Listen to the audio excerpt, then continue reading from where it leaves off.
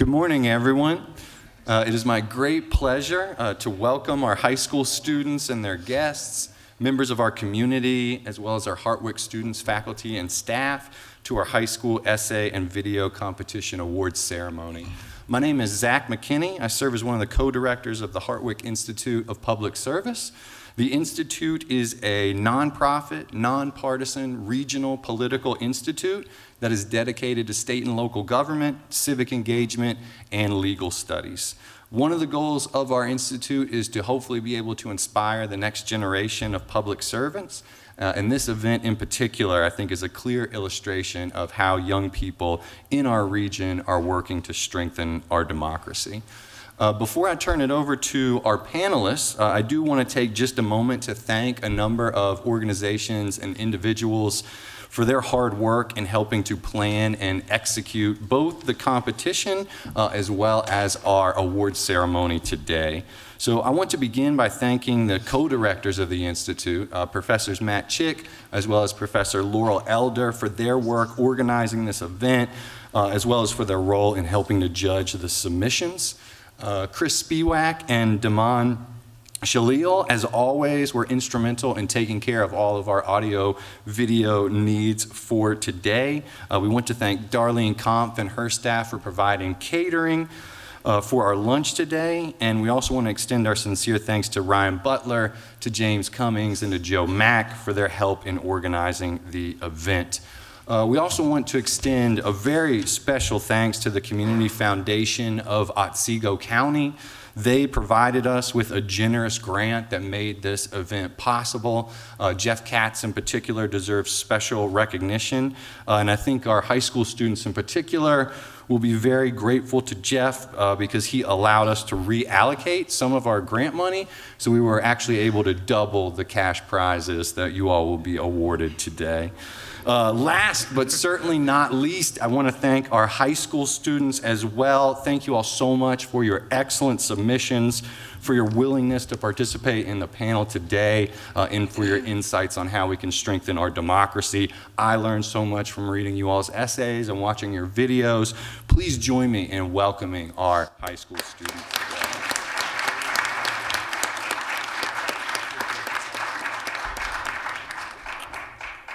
Before we get started, I did just want to take a quick moment to recognize the fact that yesterday, of course, was Martin Luther King Jr. Day.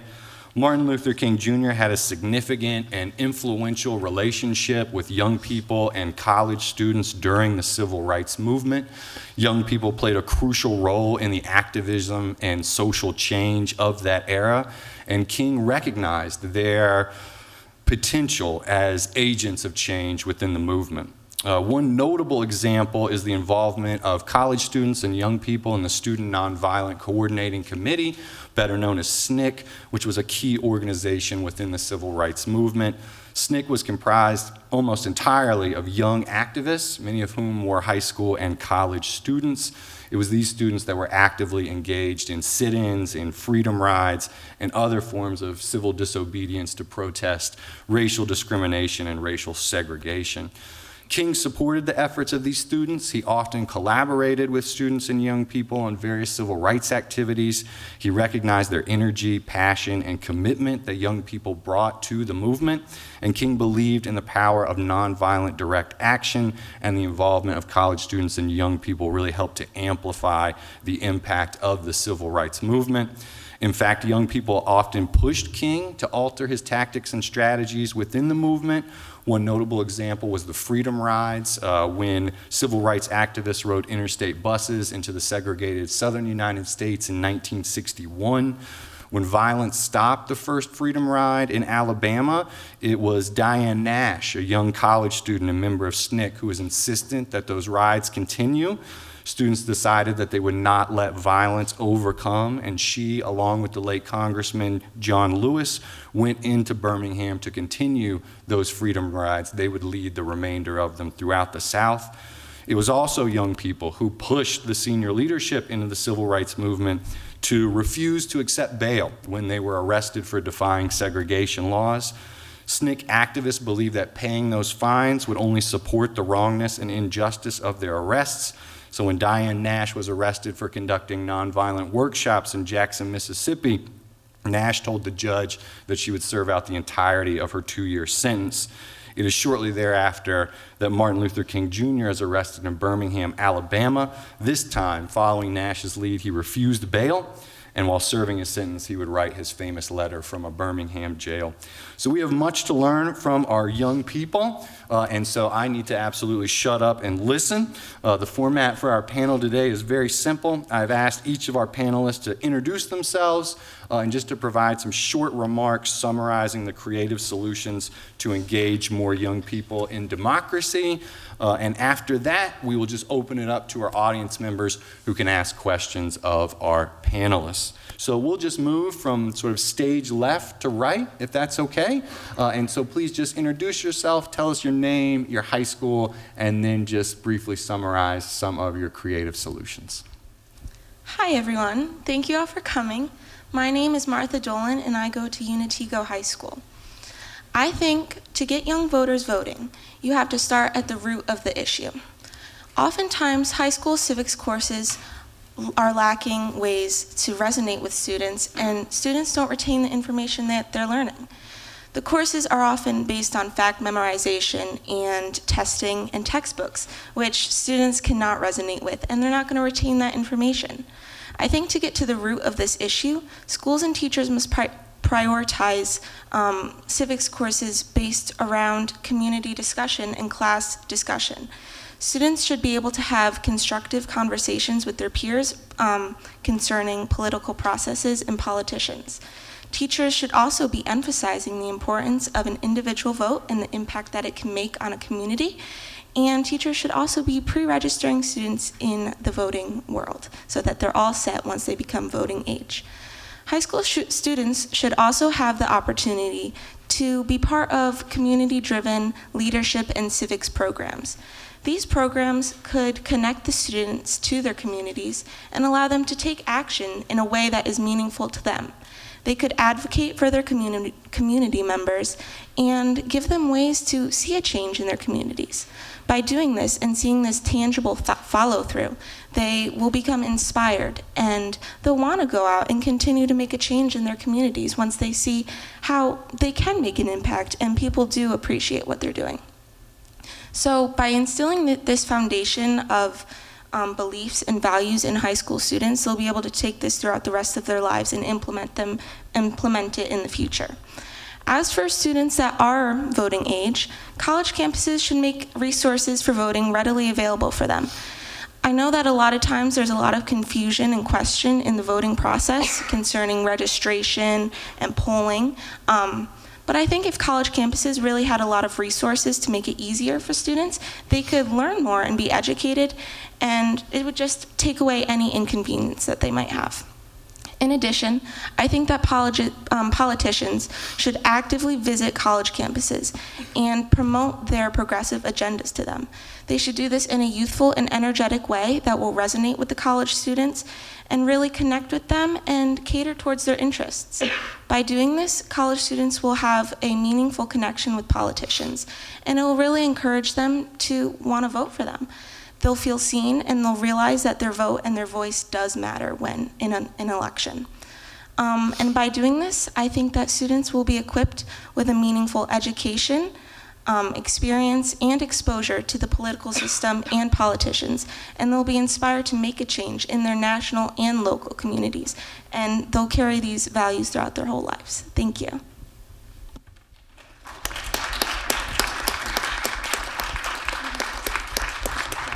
Thank you so much, Martha. Hello, thank you all for coming. My name is Chase Bertzel. I'm currently a senior at Unitigo Central School District.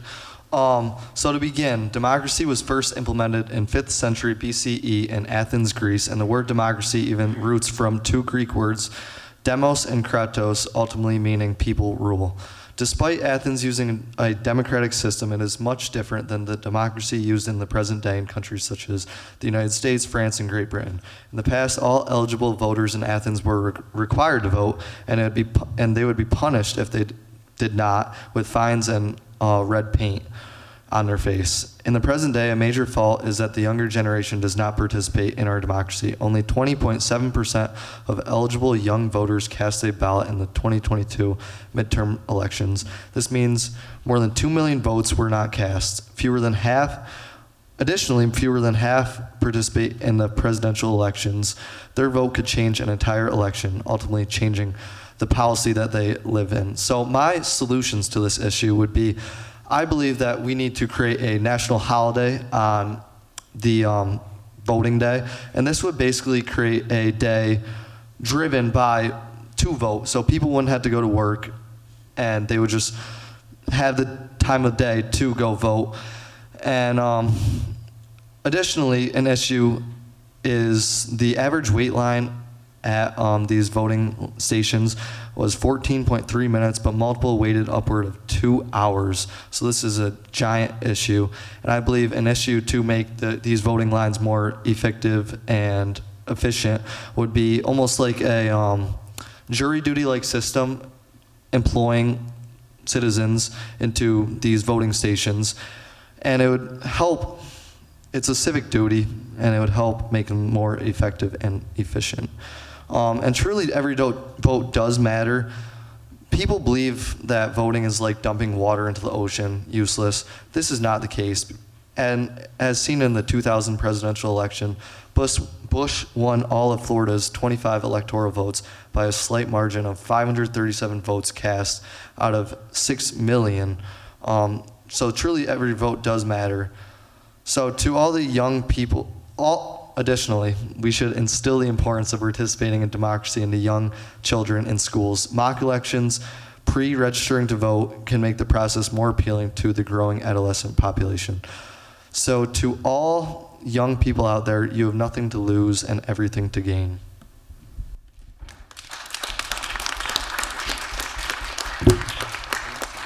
Thank you, Chase. Hello, my name is Victoria Heilweil, and I go to Oneonta High School in Oneonta. In my essay, I focused on 4 main ways to increase voter participation. First, I discussed voter registration. In North Dakota, you don't need to register to vote. In fact, you can't because they just don't have voter registration. It's not a federal requirement to vote. Eradicating the concept of voter registration would enable more people to vote, since not only would it become easier to actually go vote the day of the election without being prepared months in advance, it would also prevent people from losing the ability to vote by being removed from voter registration lists. Something else that I think would help get young people to vote more would be voter education. Government classes aren't standardized across the states, and beyond that, new or first-generation voters might not even know when Election Day is or how to find their closest polling place. Running ads on national television about when Election Day is could help, as could having government-funded programs to teach people about why voting is important and why they should vote. Additionally, a compulsory voting law that is well enforced could also incentivize people to vote, since they want to avoid being fined and voting is free. This has been proven to work in places like Australia, which has a 40% higher voting turnout rate than the United States. Another solution that I proposed was the addition of term limits or reasonable age limits to congressional seats. Congress was never intended to be someone's full-time job anyway, so imposing a limit is only helping to diversify the people who represent us by replacing people once they've served a career, say 4 to 8 terms in the House and 3 or 4 terms in the Senate, preventing people from having 40-year careers as the sole voice of a congressional district. A reasonable age limit could help prevent this lack of turnover as well. Obviously, an age limit of 90 isn't going to help very much, but an age limit of 80 or 75 certainly might encourage more people to vote if they actually feel more represented by their representatives age-wise. The last thing that I mentioned was making voting appear like it is a national priority to the government. Often we see pushes from local groups to encourage voting, but it feels rare to hear a politician, particularly someone like the president or the Speaker of the House, tell everyone to go out there and vote, not just people in their parties. Such encouragement on a national level could help convince voters who don't believe that their vote does anything that they should indeed go vote.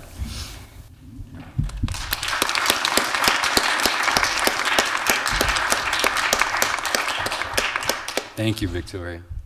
My name is Elias House, and I'm a senior at Oneonta High School. And in my essay, I really focused on the education piece, like Victoria had just mentioned. A government credit is not required in every state, and even though it is required in New York State, it's usually a semester course in senior year. So what I proposed in mine is making that government credit a freshman year credit, because a lot of times there's seniors who are eligible to vote who haven't taken that government credit yet. So a lot of times if they aren't in a politically active family, then they're likely to be politically inactive as well. So if we push that education piece, that we need to educate the younger generations on voting, because it really starts when you're younger. If you're learning about voting and learning about the government when you're younger, you're more likely to be voting when you are older. Because a lot of times, especially with the percentages, with only 20.7% of younger voters voted in the midterm election compared to around 50-ish% in the presidential elections, it shows where our education falters, because our midterm elections are just as important as our presidential elections, because that's going to figure out who's going to be running Congress, and that can greatly change the direction of our country. And then other pieces that I thought about is that even if we keep it as a senior year credit, then it should be pushed through the teachers to help give students access to different ways to register to vote, and also having schools being polling centers, because then if we have school, if election day is not a federal holiday, then we have to be in school. But if these schools are polling centers, then that gives teachers the chance to vote in their free periods. That gives students the chance to vote, and then we also don't have to worry about transportation, because with our younger voters, transportation is also a major issue that we have. So that's everything that I had.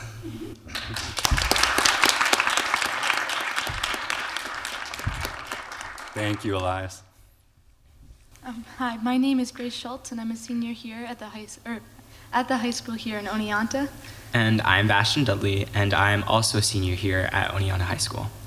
Many people accredit the low youth voter turnout to young people's laziness or even apathy towards the government and political issues. In actuality, however, there are many more hurdles for young people to even be able to reach a voting booth. The types of jobs of the younger generation tend to be low wage and without paid vacation, and many young Americans don't have enough savings to take off work. Young people also haven't had the time to make voting a habit and are also very unaware of social issues today. The policies that tend to be more advertised in the news, like governmenting funding for school safety, also don't affect young voters. School board decisions and education policies aren't very important to younger Americans who often don't have children in the school system. Social media is a great way to reach out to young voters. Not only does it increase awareness about social issues like the Black Lives Matter movement or the Me Too movements, but it can also serve as a reminder to vote. In the 2022 midterm election, the famous pop star Taylor Swift made a post encouraging young people to vote, and according to Vote.org, they got over 35,000 immediate registrations. Many people are also voting for the first time ever and haven't had any experience voting yet, or have done it enough time, or have not done it enough times for it to become a habit. If voting becomes more ingrained in school curriculums and mock votes were held for during election days, new voters would be much more likely to remember to vote when it comes time to do it for real. Many voters, young people in particular, are dissatisfied with the current political candidates, and according to the Harvard Gazette, plan to sit out in the next election. If more information was provided about alternative candidates, I think voters would feel less trapped. An election holiday would be good to serve to both give people time to vote and also help instill the habit of voting to young people. We remember when days like Veterans Day or Martin Luther King Jr. Day happen because we have time off then. People would be more likely to vote if they have a reminder like that. In conclusion, there are many issues affecting young voter turnout, from economic issues to simply just remembering to vote or being dissatisfied with current political candidates. For 2 out of the 3 of these issues, we believe that more information about candidates, policies, and also just reminders about when to vote could solve the youth voter turnout. Thank you.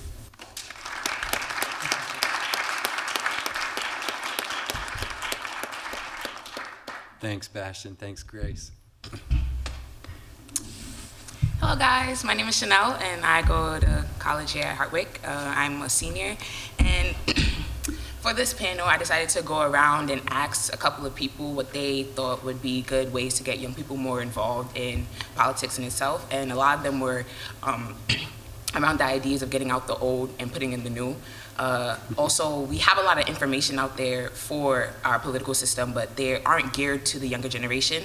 A lot of the younger generation, when they read our news articles or are even looking for our news articles, a lot of them are either confused with the big wording or it's just not, I guess you could say, impactful. And then a lot of schools have student governments. We need to get our high school students more engaged in our student government. That's your first step. Since you're at school every single day, you should be able to narrate your day-to-day life in your school building, and that should be able to prepare you more for going into your local government.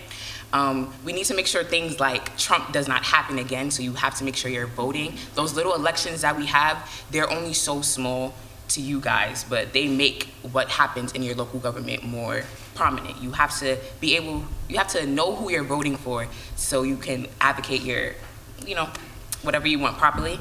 And, I think you guys have to know your policies, realizing that the policies that you are trying to create with your democratic people, they're very important. You got to know what you're gearing for and just stuff like that, yeah. And you also have to stop downplaying young people.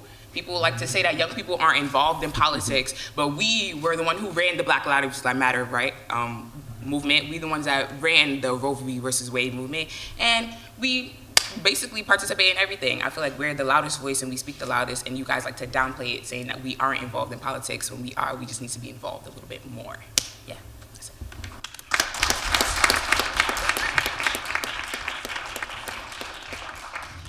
Thank you, Chanel. My name is Cooper Cohen. I am a senior at Delhi High School. And kind of in my essay, I acknowledge that we can't really boil down the issue of not a lot of youth voter turnout to one singular issue, but I do see that there's three major issues with it. And I think one is, you have a lot of youth voters who, even if they want to go and vote, they're just surrounded by people that don't want to go vote. And it just kind of creates a negative feedback loop where even if somebody just decides one day, I kind of do want to go vote, they're surrounded by people who are like, why don't you not? Don't do it. We're not doing it, so you should stick with the crowd. And that usually keeps them, I want to say in line. It just keeps them from the polls. So how do we get around this? Well, I say introduce the topic of participation in democracy to people when they're young. And I'm talking about like young, when they're children. Now, how do we do this in an efficient manner? Well, I'd like to say we should take a page out of Big Tobacco. What do I mean by this? Some of you in the room might be able to remember when the Flintstones, a very big Hanna-Barbera cartoon, ran on television. Did you remember one specific time, or multiple times, where they just kind of a break in the action and they started smoking a pack of Marlboro Reds? Product placement. Why can't we do the same with democracy? Why can't we have an episode of, say, SpongeBob, where it just talks about the importance of, going to your local poll and voting for what you think matters? I just think, getting people introduced to that at a young age like that would help. And now for the second thing, I think now that we have the idea of why it's important instilled in them, they have to know how to actually go out and do it. Because it's so easy to look at young people and say, go out and vote, all you have to do is register. Well, how do you register?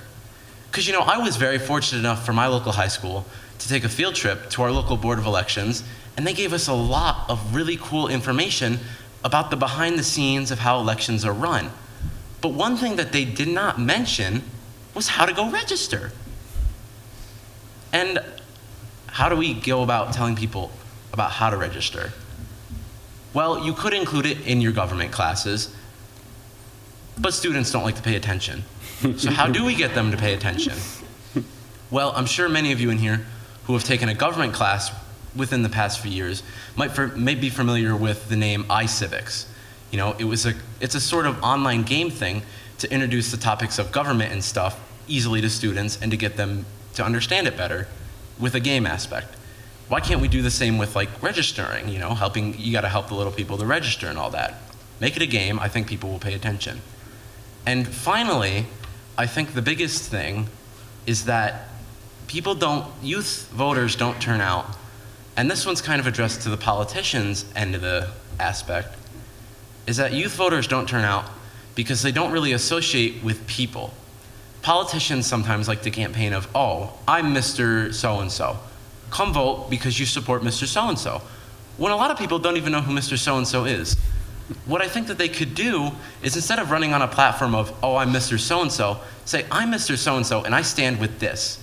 I think that if you want to increase youth voter turnout, politicians should stand on ideals and not who they are as a person. And that's about it.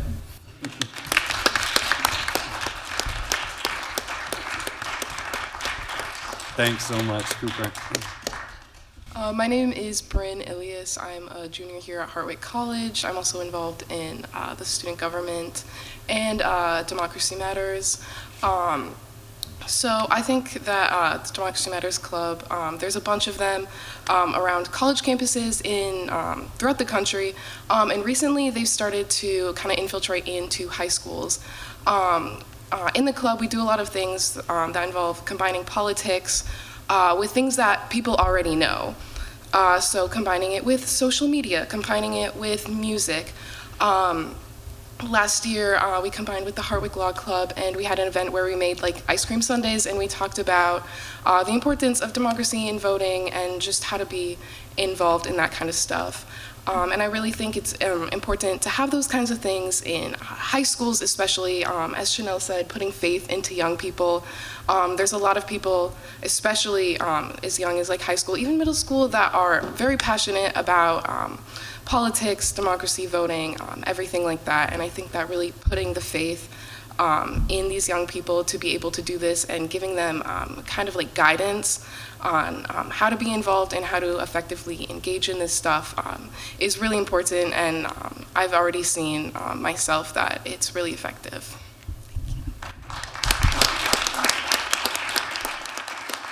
Thanks, Bryn. Hello everyone, my name is Amelia Williams. I am a psychology major with double minors in political science and women gender studies. I'm also a public service intern, and I am also in student government with Bryn. I'm the vice president of communications. And to that end, I want to start with a quote from MLK. Our lives begin to end the day we become silent about the things that matter. Our generation has been revolutionary in so many ways, and one of those ways is growing up in the age of social media. I strongly believe that social media is an underrated, untapped source. I, being the vice president of communications, and also I engage a lot with social media, I see how we can use social media to improve our democracy and engage young students. We're currently watching a genocide play out on our screens, and it may seem like one person reposting an issue won't do much, but collectively, social media can be so powerful, and it's something that we all have at our fingertips. So follow your local government and state officials on Instagram, make your TikToks, keep sharing on your stories and reposting. I think our generation will be the generation that breaks the silence. Thank you.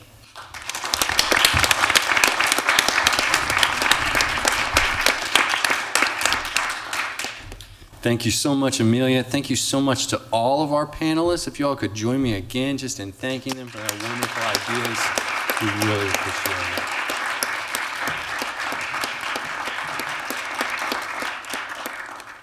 What we'd like to do now is simply open it up to questions from the audience. So if any audience members have a question for any specific panelists or for all of our panelists, if you could just raise your hand. One of our students, Billy, has a microphone, and as soon as you raise your hand, they can bring it to you. And then panelists, feel free to address any and all aspects of the questions that our audience members ask.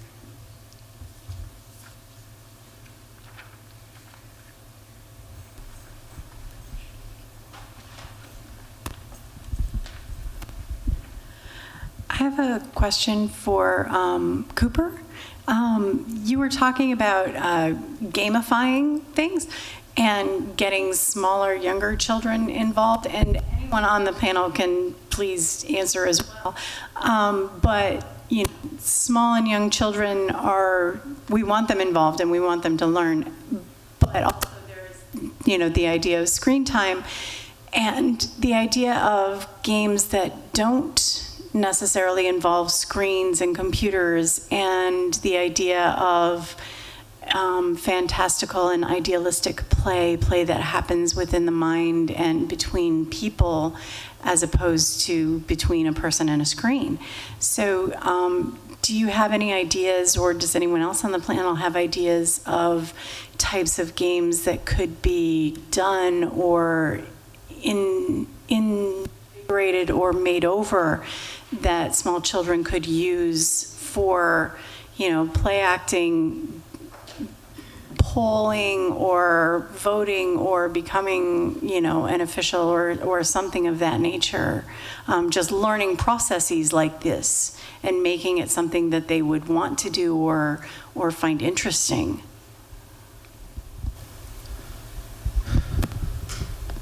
So are you suggesting that instead of, you know, like gamifying it, like I would say video gamifying it, like maybe like board gamifying it? Like board gamifying or playground gamifying Yeah. it. Or gym gamifying it. What am I thinking of? Has anybody in the... I'm aware that several of the members of the panel are on sports teams, so, you know. Are you familiar with I want to say it's a card game called Werewolf? Yeah. Why not that? I mean, that teaches, like, it introduces children to the idea of, you know, voting, and it places importance on the aspect, like the idea of voting. So why not a game like that? I know that Bastion and Grace also had a somewhat unique idea in this regard, if they wanted to address this question as well. Because you did present that idea. All right. Well, one of our ideas was mock trials in schools to help encourage and teach students about how to vote. Like when I was in 5th grade, my 5th grade classroom did a mock vote for Hillary and Trump. And I remember the whole school was like excited about that. Do you remember that? Yes. Yeah. I had just moved to New York at this time, but being in 5th grade, I wasn't obviously that involved in politics, but just hearing about it through the mock trials definitely brought a sense of awareness to what was going on politically in the world at the moment. Because we talked about the issues and stuff. I think that making kids learn about issues to be able to vote on things and stuff like that is a really good practice. And also just habit forming too, you know, learning to make habits for voting is very important.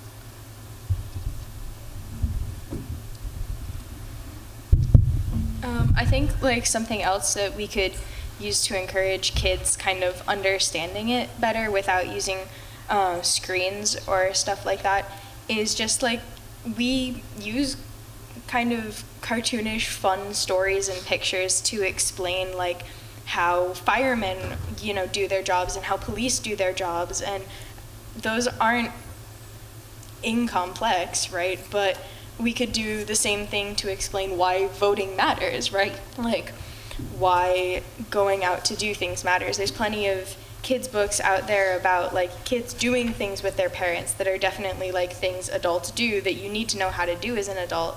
And so I think like incorporating that into children's literature could help too, where like you read books about voting and you understand why voting matters, and like learning about voting, like Chase was talking about, like at a really young age, instead of just like saying, oh, by the way, you're 18, go vote. I believe there was a question in the back as well. Oh, so sorry. I was just gonna say this might be a bit tricky, but to get kids to write their own policies, like just to like advocate what they would believe in instead, and like you can even, what you were saying, like a mock trial, you can have 2 sets of students like run for president, and like you can have the kids themselves like advocate to those Democratic or Republican parties and like pitch their ideas to them. So that would also be a really good way.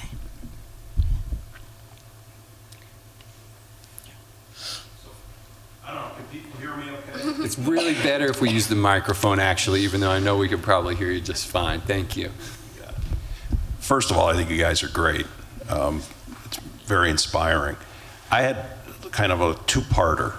One, do folks in your generation think that elective office is a noble calling? That's number one. And number two, how many of you are open to running for political office yourself? Take it away, Amelia. I think that in recent years we've seen,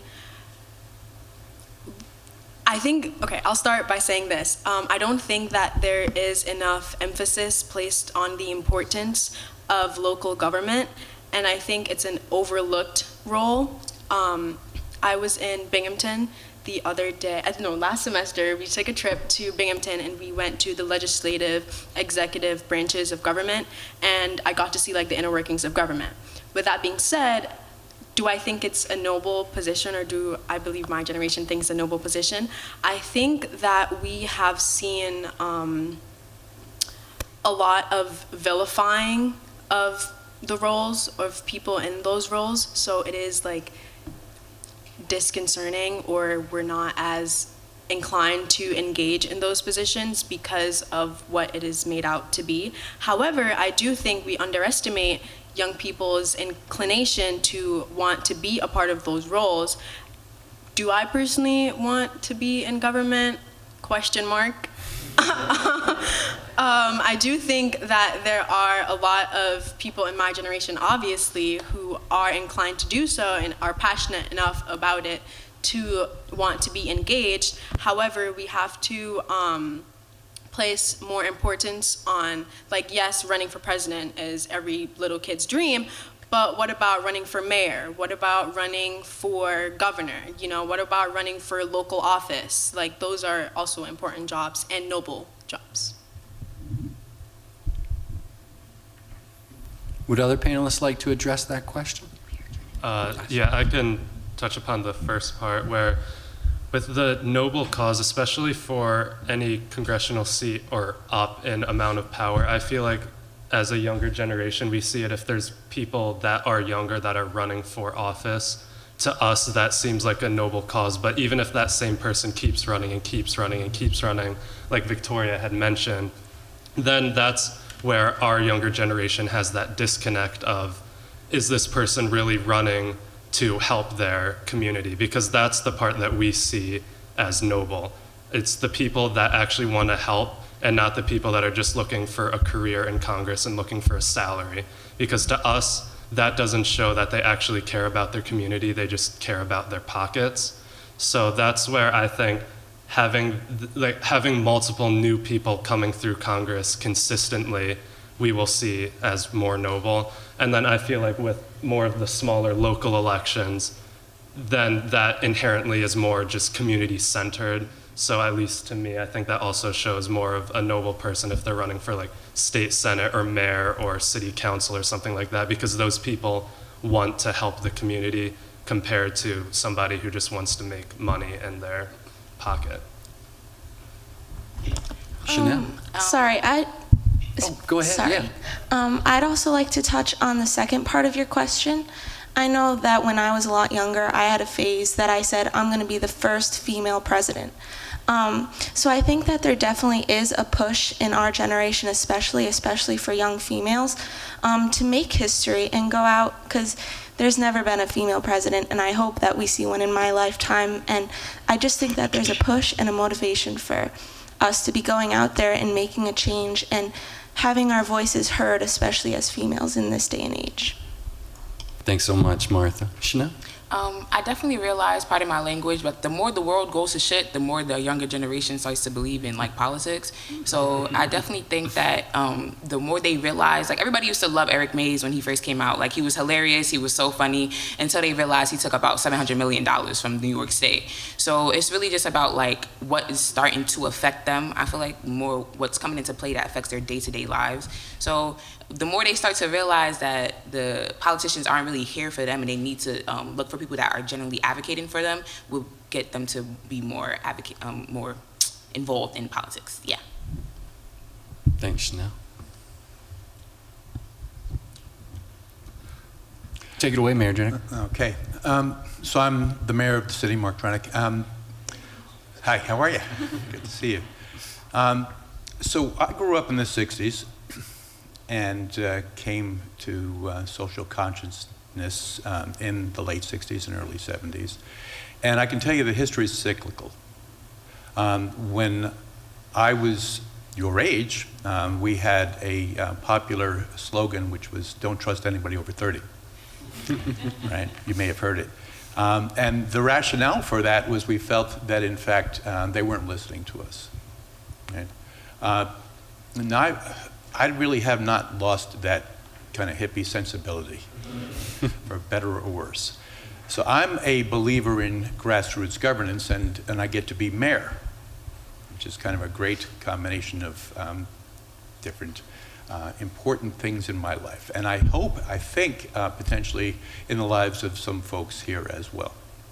So one of the things that we are inclined to do, it's wonderful that you're talking about voting. It's such an important and integral piece of our democratic, our government and having a functional government. But more so, what I'd like to ask folks about is our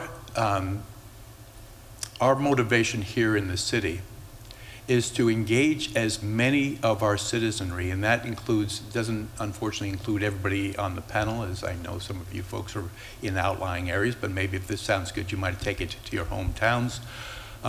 We want to engage you as citizens in our governance. And so we have provided some opportunity for young people in high school even and in college to be members of our boards and commissions.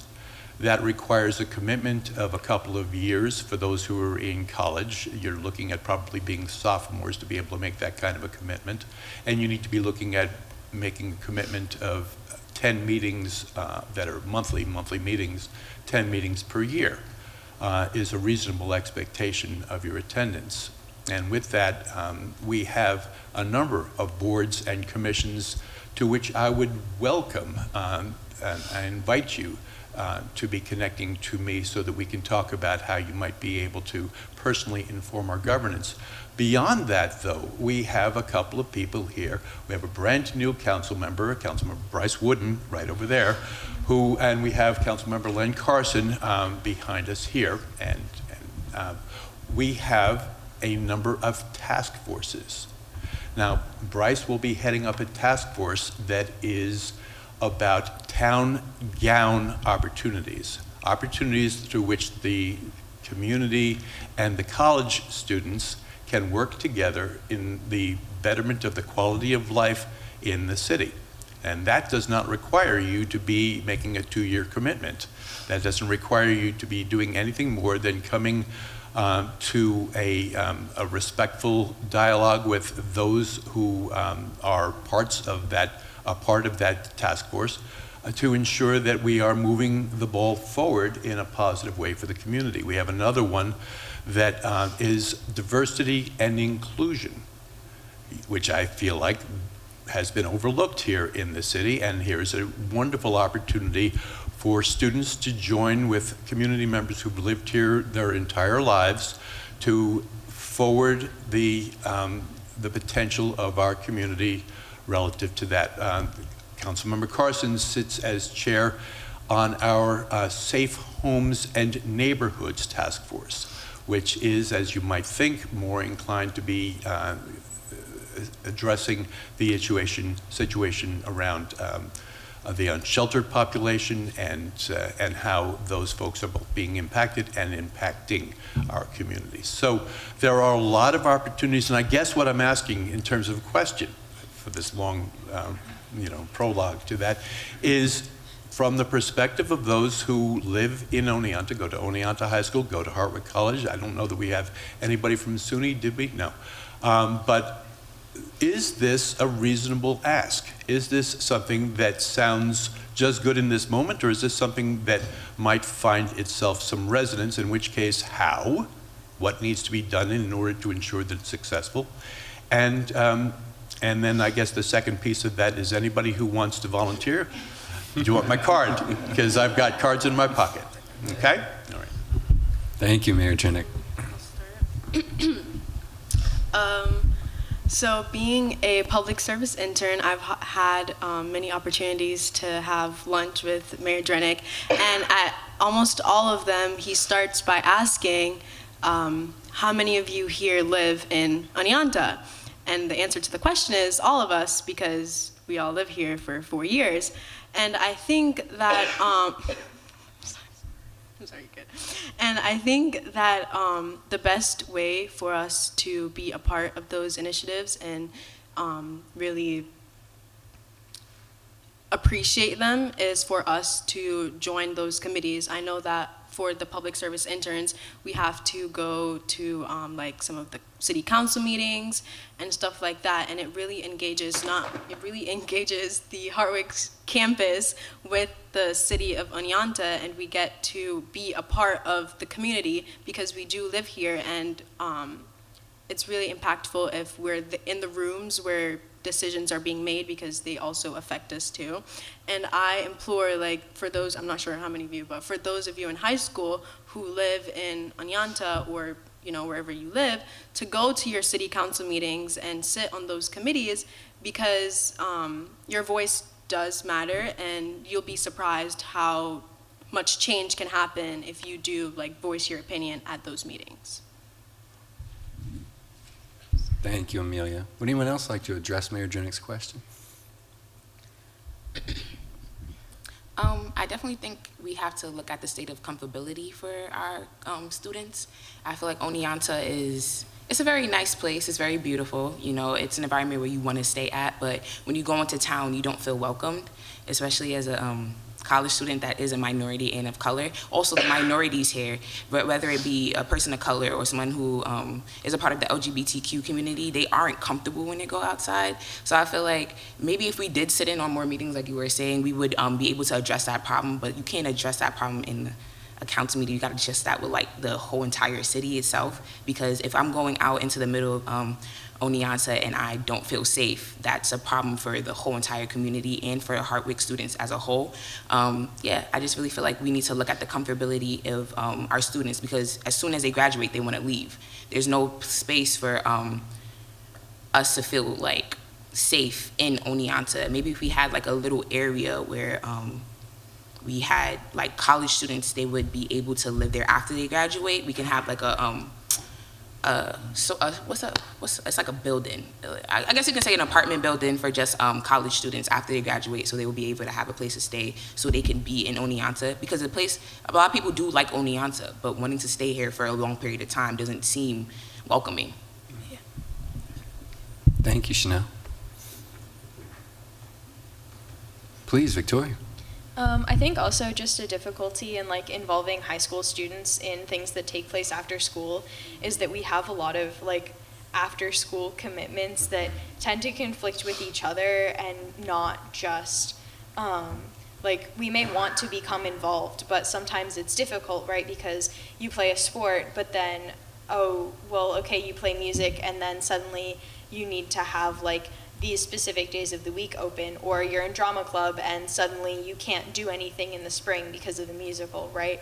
Or, just things like that, where a lot of us have pre-existing after-school commitments that we even come into high school with.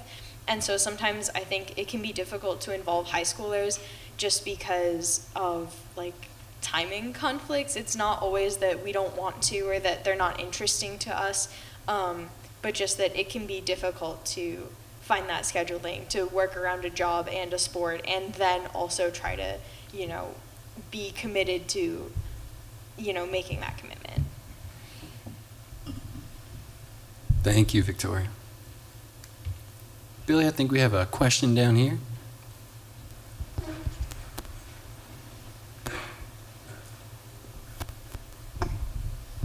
So more directed at the Hartwick students, but as someone who works with the college students over at Oneonta, you mentioned being locally involved and running for local government. We actually had a college student run for mayor a few years back, and if every college student was actually locally registered, it would have been a landslide and it would have been great.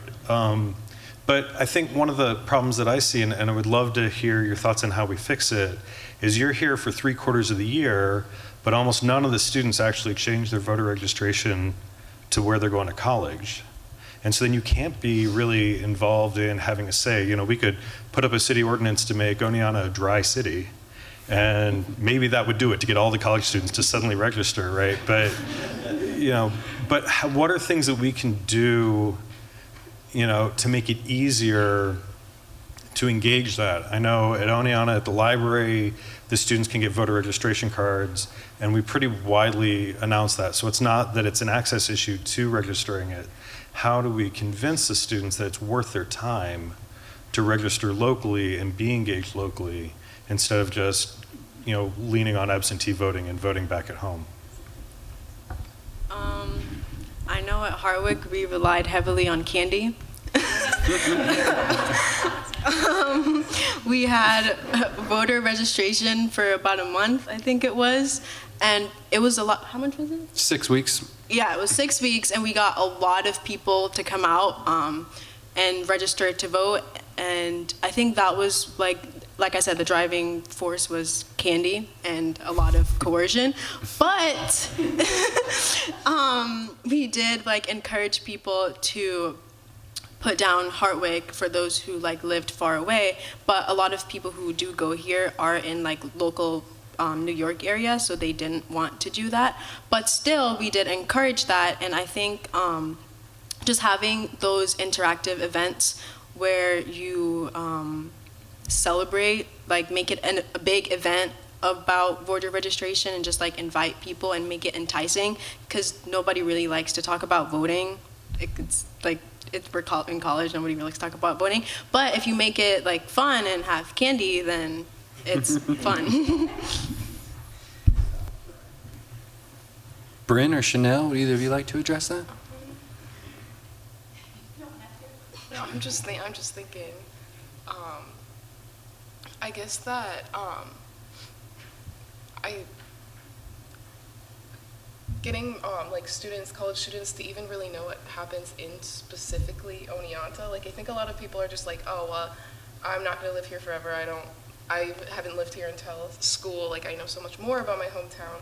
Maybe they know the people running for office in their hometown. They know all of what happens because they've been involved in that community their entire life.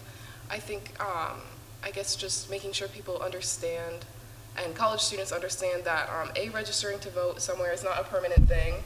You can change where you are once you leave a place, and also just informing them of really the specific things that happen in that community, since a lot of students aren't from those community, this community, I guess, and just making sure that they kind of have that information about what happens and what they can do, which I think you guys have been making a lot of efforts to do already, which is really cool and appreciated.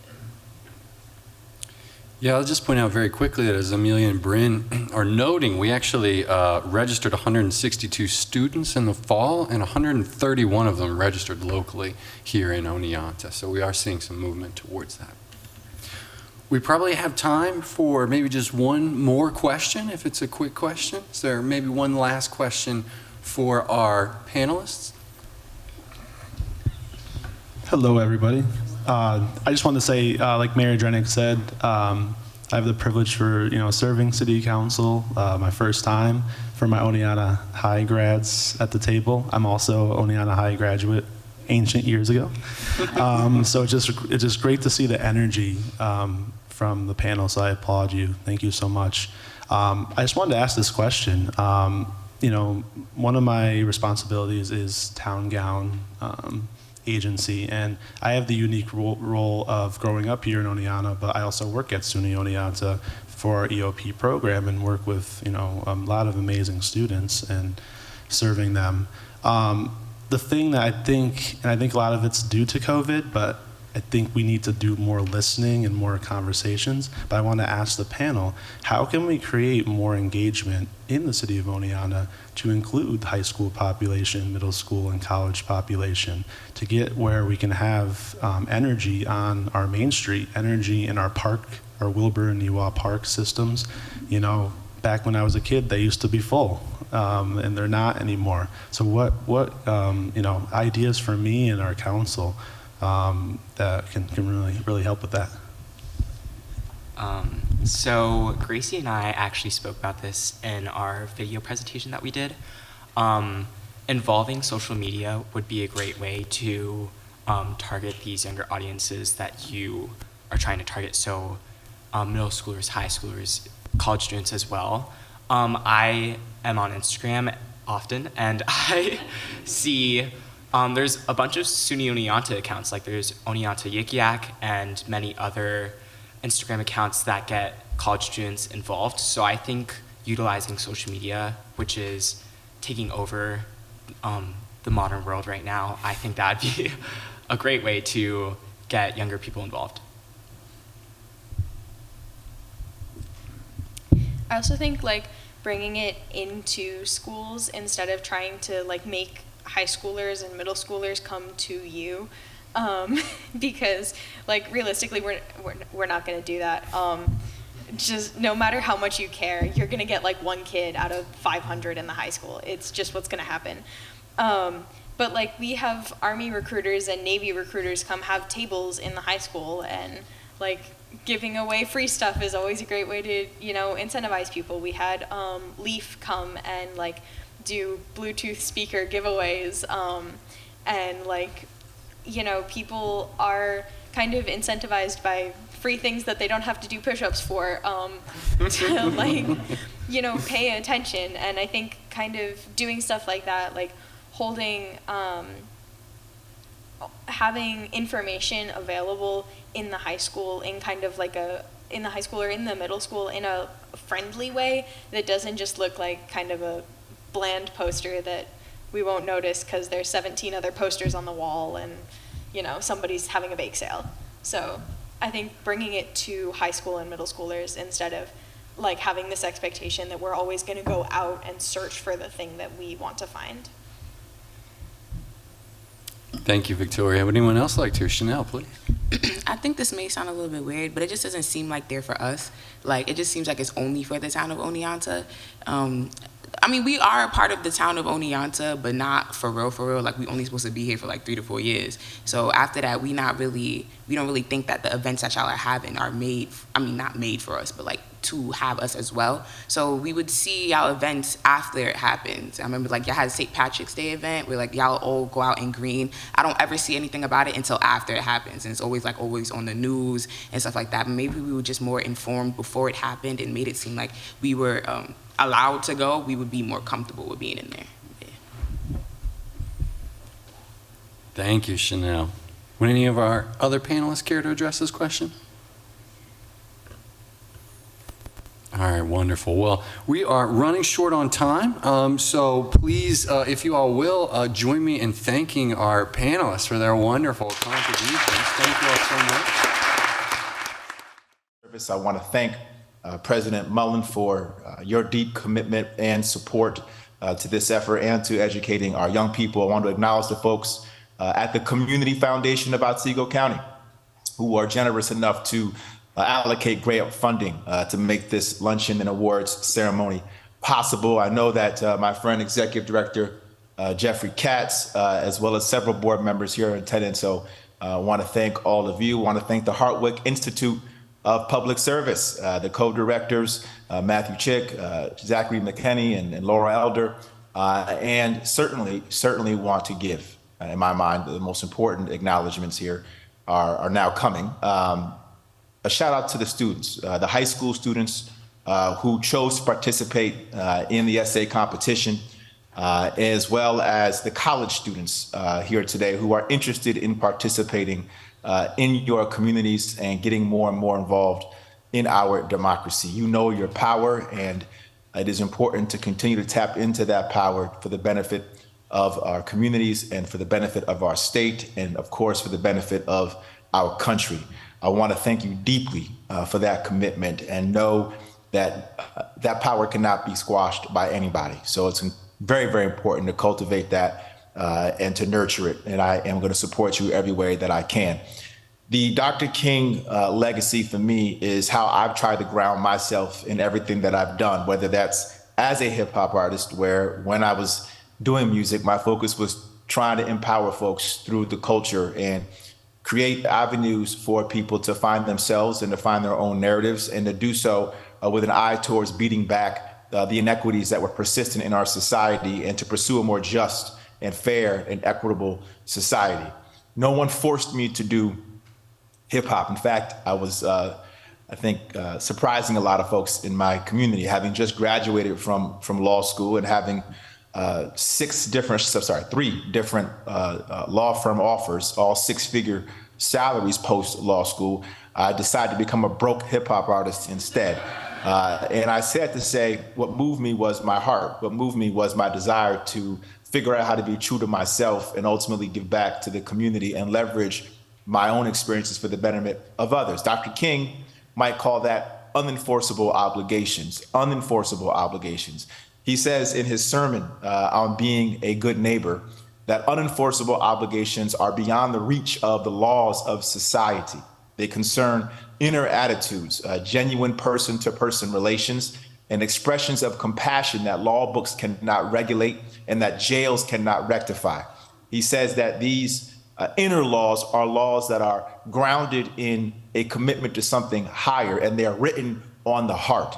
He talks about how man-made laws can assure justice, but a higher law written on our hearts is what produces love. And if you look at what's going on in our society today, a lot of folks are making decisions without heeding their unenforceable obligations, without heeding their inner law, without heeding their capacity to love each other and to be there for each other in a compassionate way. And it is my estimation that as we navigate these very divisive, very intolerant times, that we have to create an environment where people have the ability, the capacity, the bandwidth, and the support to tap into this infinite power of love, this transformative power that Dr. King's life and legacy makes plain is beyond impactful. But if we suffocate the life out of it because we live in a time where only the loudest get heard, or we live in a time where information is siloed or fragmented, we live in a time where truth doesn't matter, we live in a time where there's a lack of civility and there's a lack of decency in how we communicate with each other, then it's going to be very, very hard for us to tap into that capacity. And it's going to be very easy for some to tap into its enemy, which is hate. And that is what we're experiencing today, especially when you combine it with the epidemic of loneliness. You know, I think COVID-19 in many ways was traumatic, but I think one of the most traumatic aspects of it was that it separated us from each other. It created pockets of isolation. It created an epidemic of loneliness. And I believe in my heart of hearts that loneliness is a sickness. Loneliness can really undermine the wealth, the health of your soul, of your heart. And it's important to figure out how to reconnect us in meaningful ways in light of this epidemic. And that, again, means creating opportunities on the ground. That means meeting people where they are to do the important work of restorative justice, to do the important work of rebuilding our communities whole. And again, this is not going to just happen on its own. We've got to, at the state level, do this work in a meaningful way. So in that vein, I'm excited because coming out of the governor's State of the State, my office will be standing up an Office of Service and Civic Engagement. An Office of Service and Civic Engagement. This office is essentially going to be committed to creating a statewide initiative, statewide from every nook and cranny of the state, making sure that we're connecting with folks on the ground, our college campuses and senior centers and underserved communities, creating volunteer and paid position opportunities to give back to your communities in meaningful ways, whether it's in the housing space, whether it's in the educational space, whether it's in the climate space, you name it. We have got to have more opportunities for service. And the more we create these opportunities at the statewide level, the more we prioritize and elevate the importance of this work. because we are diminishing its value culturally. And that's in part because we are getting too consumed with what's on the internet, too consumed with what's on social media, and not focusing enough on what's in our hearts, what's in our communities, and what's going on in our homes. And the more we can turn our eye collectively, and the more we have leadership that is committed to doing that work, the better off we'll be. Unfortunately, we have too many leaders right now who see the vulnerabilities, who see the anxieties, who see the fears, and they want to demagogue. And they want to figure out ways to pit communities against each other rather than creating the right environment to make sure that we can heal and grow and prosper together. This means doing this kind of work. This means creating opportunities for service in a real way. If we don't do this, the outcome is more hate, the outcome is more intolerance. So over the next year, I'm going to be leveraging existing partnerships and resources, particularly on college campuses, to develop a holistic action plan to connect New Yorkers and engage our young people. This office will work to anchor our shared capacity to love and to have compassion for one another. And I know that we can do this. It's in our nature to be able to do this. And Dr. King certainly knew this. His whole ethic, the whole way in which he comported himself was dedicated based on his understanding of what love is and the power of love. His words tell us what he believed in when it came to love. He said love was the most durable power in the world, the most potent instrument available in humankind's quest for peace and security. And these just were not words for him. These were deeds. His entire philosophy of nonviolence was based on this ethic. He understood that nonviolence required you to pour your entire being into the being of another, such that you will not be compelled to harm them. But you need to love to be able to effectuate that kind of method of protest and resistance. But it is so needed now and is needed more than ever. So as we deal with the challenges of society, the division, the hate, I do want to acknowledge that it can be hard to find the energy, to not be cynical, to not be dismissive and pessimistic. In fact, when I graduated from law school, I'd be lying if I said that I wasn't a young person that was disillusioned and didn't believe in engaging in our political systems and felt like the only thing that I could do was be a creative and be a hip hop artist and at least just vent on a microphone and try to emotionally, tap into people's frustration. And while that is of value, I think I was short-sighted in understanding that you have to be willing to put yourself through the work, even if that work is not going to give you the outcome you want specifically. As long as you're in it, as long as you're engaged, as long as you're a part of the process, you're doing the work that needs to be done. Adversity is what it is. It's adversity. It's challenging. It's hard. But you can't find change any other way. And so the love piece is important because love gives you the strength. Love gives you the capacity. Love gives you the power to push through, to maintain, to get through all the ups and all the downs, the peaks and all the valleys. And just know that if you center yourself in this infinite power, you're centering yourself in something that nobody can take away from you and that there's an unlimited amount of.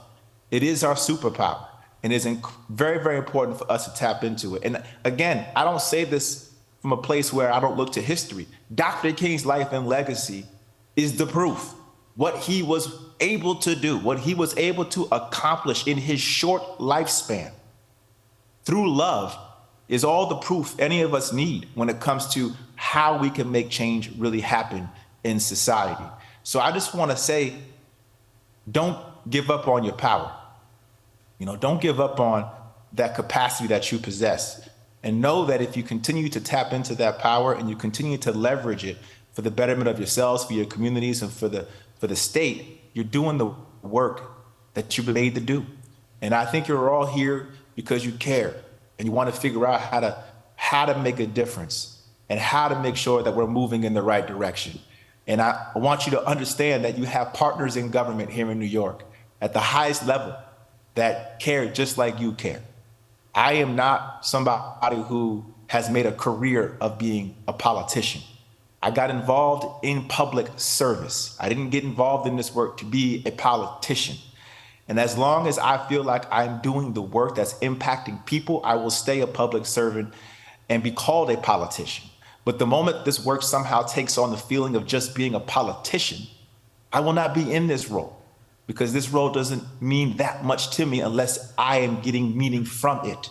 And it's important for us all as we do the work in any one of our endeavors, whether it's teaching, whether it's, in the healthcare space, in the housing space, you name it, to do it with purpose and to do it in a way that is authentic to who we are as people. And that's how you tap into that love.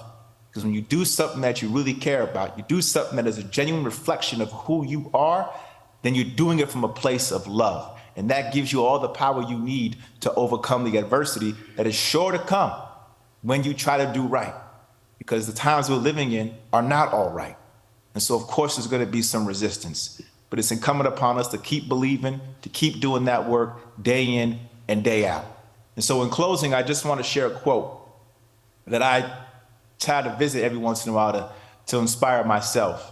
Because I'm not going to act like I am the inspiration. I certainly have my days where it is hard to get up and try to find that inspiration, to stay positive, to stay hopeful, to stay encouraged.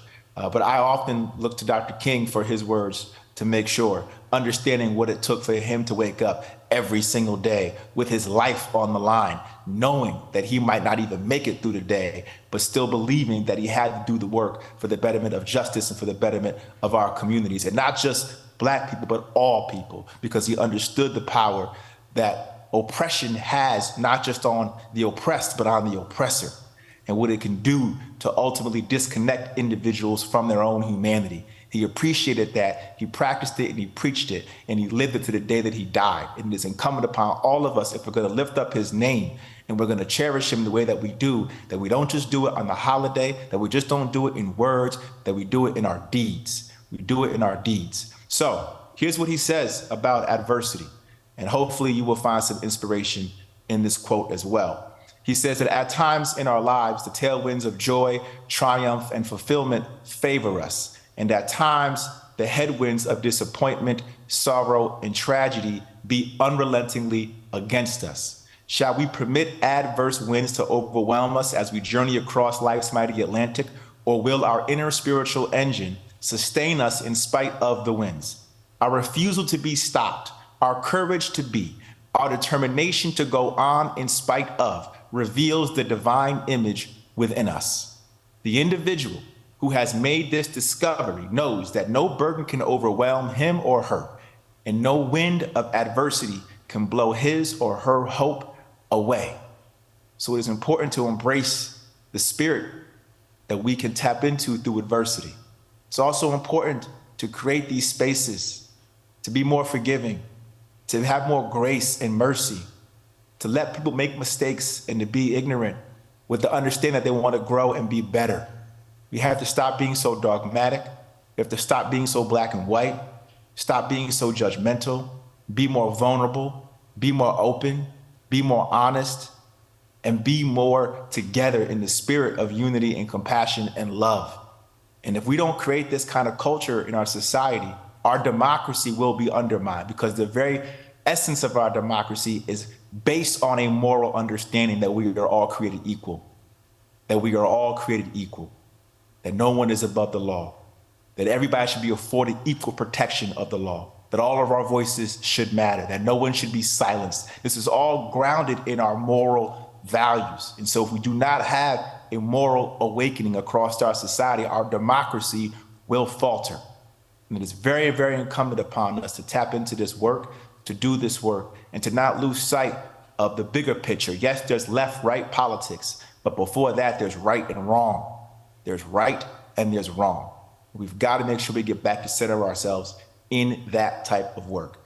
So thank you all for your own commitment and for the work that you all do every single day. And know that in me, you have a partner and you have an advocate. God bless, and I love you.